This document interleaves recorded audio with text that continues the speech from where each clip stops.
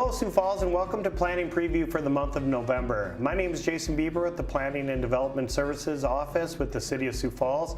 And joining me as always is our Planning Commission Chair, Kurt Johnson. Thanks for stopping by today, Kurt. Love it, Jason. Thank you for having me. We got kind of a, I'll call it a quality agenda, not so much maybe quantity, so we got a little time here. But that said, we'll just dive right in. Our first item looks like a rezoning single family to a twin home and suburban district on the west side. Why don't you tell us a little bit about this one? Yeah, so this is kind of that west side with 5th and La Mesa area. And you know, it's kind of a lot more of the twin home, town home type uses. So This was a remnant single family lot, and the applicant's just looking at constructing a twin home on there. So very good. Yeah, that's a good use. Just retask it as you need to. Our next one, it looks like we're rezoning from a single family suburban district to a conservation district type scenario, east side location here. Why don't you tell us a little bit about this one? Yeah, as you kind of know, it kind of looks a little different when we get conservation, but really those are really for detention ponds or maybe drainage areas as part of these subdivisions. As they kind of continue to build out, they need more drainage areas, and so some of those zonings that they originally had, you know, now has to be areas to be able to get drainage to take it to the city detention ponds. So. Oh, very good, and thank you for saying it that way. It's a little segue there. Conservation, I think maybe for the folks at home, it often gets confused with the city owns and operates or takes care of all of those properties, and that's not necessarily the case, correct? No, not necessarily. You know, in some of the newer areas, though, we really like to do, the city here likes to have what we call those regional detention ponds. If you see the really large ones, and those the city does maintain, and really what we want with those is the entire development can drain into one pond, and then we maintain it to make sure that it kind of stays up to city standards. It's worked out a lot better than some of these infill type developments where there's a little detention pond for every development. Why do that? Why not just have one large one, and then the city can maintain it, and we obviously have staff at the Parks Department to come mow it and kind of make sure that it's functioning properly. Oh, very good. Thank you for that. Our next item that we'll talk about here looks like an RA2 apartment residential moving to a single family residential. Don't see that too often. Why don't you tell us a little bit about this one? Yeah, so this is kind of an area that most people don't know, Botel Place. It's really west of 29, south of 12th Street and north of 26th Street, kind of back in there. Okay. The applicant is just looking at, there's some existing lots back there. Some of them are zoned apartments, but it's really developed more as a twin home development, and there's a larger lot that he's just looking at building a single family house instead of an apartment. Very good. Our next item here looks like quite a few, must be a planned development perhaps, or tell us a little bit about this one. There's a lot going on with this one. Yep, so this is kind of one of those things that are starting to develop along Veterans Parkway. You know, we made the connection all the way up to 90, and within the next 4 or 5 years we'll finish the loop all the way around to the T exit. So this is property that actually is just north of Menards kind of area that fronts Veterans Parkway. It was currently zoned a bunch of different things, obviously, as you can see on the agenda there, but really now they're figuring out what they actually want to do there. So they're mix and matching a couple of things, still trying to provide those transitions, but with the amount of traffic that's coming on Veterans Parkway now, some more higher density probably is going to go there, and really it gets people more excited about the land there and people actually wanting to develop it now with the quick and easy access to Veterans Parkway and then out. Yeah, very good, and that's good to see too, because as you get closer to those major thoroughfares, you do want to see a step back away, and that's good to see that plan come into fruition like that. Our next item, rezoning single family to O office, East 77th. This is kind of south, isn't it? Yeah, so this is kind of an area that's 77th and Cliff. There's kind of some offices that are just to the south of the church that's there. The church has actually agreed to sell a little bit of property to one of these office uses, which they want to do to expand their parking lot a little bit. So just one of those things where the church doesn't need it anymore and this office use can utilize it. So really just getting a little bit more parking for their clientele for their office. Very good. Looks like the last item we'll chat about here is a conditional use permit on South Minnesota Avenue. Yeah, and this is the old VFW site. The applicant, I think, is still trying to figure out exactly what he wants to do with that, if it's keeping the existing building or tearing that down and building a new building. But this will give them the ability to do some on-sale alcohol there if they wanted to do, a casino or a restaurant bar or something that kind of fits in with that general area of the city. So. Well, that's great, Jason. I can't wait to hear more about this one. Yeah, we got some items on this agenda, not as many as normally, but we are getting to the end of the year, and that's usually where our caseload goes down a little bit. So. Sure. Yep, but thanks for joining us, Kurt, and thank you. Stay tuned, Sioux Falls. After the break, we have Fletcher from our office who's been working hard on the Minnesota Avenue corridor study and is almost ready to actually present that to the Planning Commission City Council. So he's going to give us a little update on that and talk about what has gone into that and really what the future of Minnesota Avenue will look like. So stay tuned.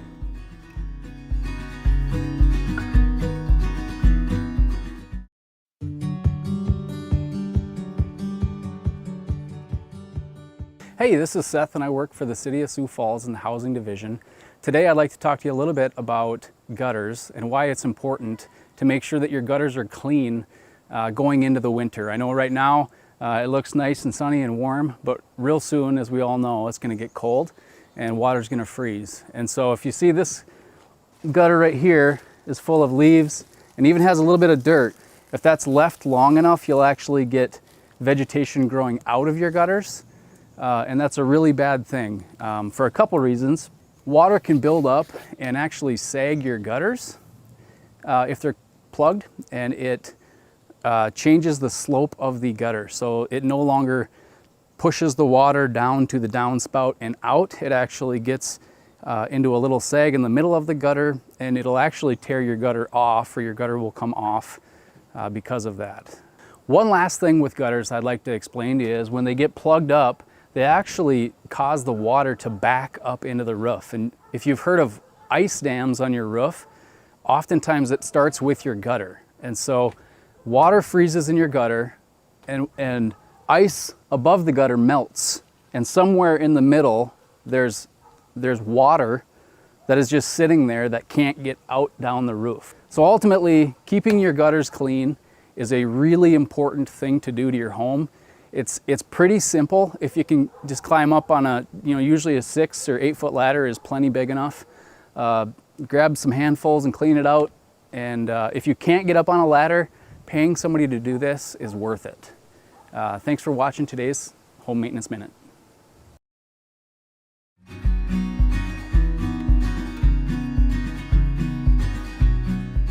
Welcome back, Sioux Falls, and thanks for joining us for the second half of Planning Preview. Joining me right now is Fletcher from Planning and Development Services to give us a little update on the Minnesota Avenue corridor plan that you've been working on probably for a year or so. So thanks a lot for joining us today. Thanks for having me on.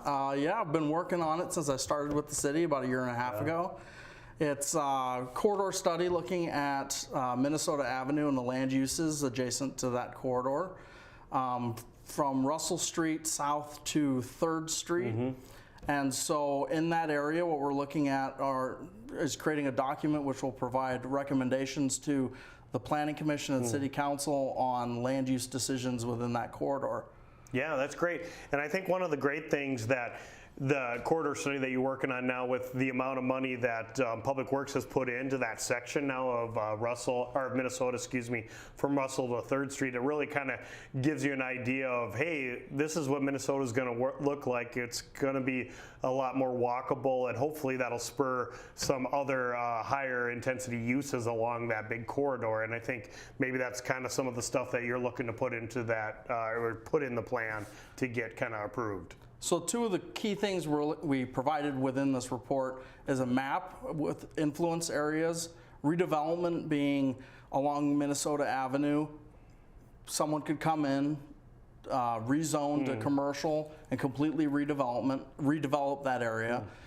A transition area where we would see redevelopment to higher density residential uses. And then there are existing historic neighborhoods in this area, and we want to maintain some of that housing, which is affordable housing in the city.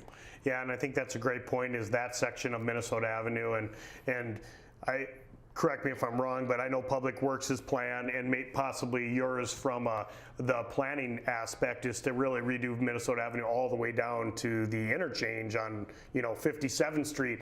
And each section of Minnesota Avenue is a little bit different, and I think this section is really unique because, like you said, there's some of those existing houses that are right on Minnesota Avenue, which maybe in the future they're not the highest and best use for that, but we also got existing homes that are just to the west of those, and as you get kind of a block east and west of Minnesota that, like you said, are in historical districts or historical homes where they're owner occupied and people that want to stay there for a long time. So trying to blend those two things in, commercial and higher density, but protect that single family neighborhood is probably one of the big things that you guys had to work on with this particular plan. And I know you did some public engagement. How much did you guys do on that, or how much did you meet with the neighborhood? And that's a great thing. We did work with our Public Works Department when they brought forward the design for the Minnesota Avenue corridor, how they were going to reconstruct. And at that time, we were being more conservative, and we were thinking people in the neighborhood would rather keep the single family and low density development in the area. And what we found from the neighbors that spoke to us and left comments was that they were actually for redevelopment along the corridor and higher density residential in a bigger transition area, which surprised us, but we included it in the plan. And really we hope to see, hope this will spur development, but mainly it's going to be a document that provides a way for Planning Commission and City Council to make decisions in the future. Yeah, and I like you said, it's going to probably start happening a little bit sooner than later now with that street that's already put in between Russell and 3rd Street. I think that's just gives people such a different idea of what Minnesota Avenue is going to be, and really will hopefully spur some development. So I think it's good that you're going to get that plan approved. And what's the timeline on that phase 1 for your first plan? Well, it's been a long process, but our hope is to get it to Planning Commission and then onward to City Council for approval. And currently we're starting work on phase 2. We'll be sending out a survey to the public and hopefully get some initial reaction on what things they like in phase 2, which will go from 3rd Street down to the railroad tracks south of 14th Street. And so we're looking at what's the influence area there, and this next segment has a lot of issues which will be interesting to work around, like the downtown area, the city and county administration buildings. You've got a couple historic districts on the west side, and then really having a very, very limited smaller area for redevelopment. But I think there's still that opportunity, especially close to downtown, and seeing some of the development that's happening downtown. This is definitely an opportunity. Yeah, and so then you'll go, like you indicated, you're getting close to start on phase 2, and then I believe you guys you're looking at doing phase 3 and 4 to keep kind of moving your way south. Is all the way down to 41st Street, like I indicated, over the interstate there. Is that correct? Absolutely, yeah. This will be. We're trying to get some framework for these type of corridor studies in place, so that even if someone came on in the future and took them over, they would have a template to go off of. This is just the first corridor, or the third corridor we're actually looking at. But there are future corridors which need improvement, and hopefully as construction projects from the city come along, we can look at those corridors as well. Yeah, and I think that's the great point you just made is when we're working together with Public Works on those big investments into our existing corridors like Minnesota Avenue, to be able to correspond that with a corridor study, because we do expect, if we're putting quite a bit of money into the street, we do expect some of those corridors to keep redeveloping, and maybe some of the things that were developed 40, 50 years ago is maybe not the way that we develop today. So I think that's great that, like you said, that you continue to work with Public Works, and you guys can kind of meet with the neighborhood together and talk about two aspects of it. So I think that's great. But you said that you were going to send out postcards here to the neighborhood for phase 2 to the railroad tracks. Is that expecting that to go out before the end of the year kind of a deal, or? It'll go out before the end of the year just to get a quick little online survey, get people engaged.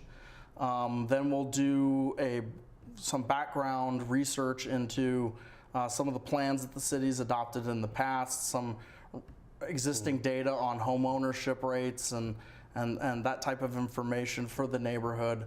And then once we get potentially a draft map put together and some recommendations, we'll bring it to the public again for further input. To continue. And I think that's one of the great things that you guys do, and Public Works does a great job too, is engaging the public. So, you know, you expect to be able to have a couple opportunities for the public to meet with you and engineering on that phase 2 of that specific project. So I think it's great. I'm glad that we're going to be able to get this coming forward. So I appreciate your hard work on it, and that'll be such a good template from for your side, you know, for us current planners to be able to utilize when we're actually meeting with developers that maybe want to change something up or want to do something different along Minnesota Avenue. It gives us an idea of, hey, what can we support or what would we look at this intersection? So I think you did a great job, and it'll be great having it come forward to Planning Commission and City Council. So yeah, it's exciting, and you know, not just current planning, but hopefully we can help a lot of departments throughout the city.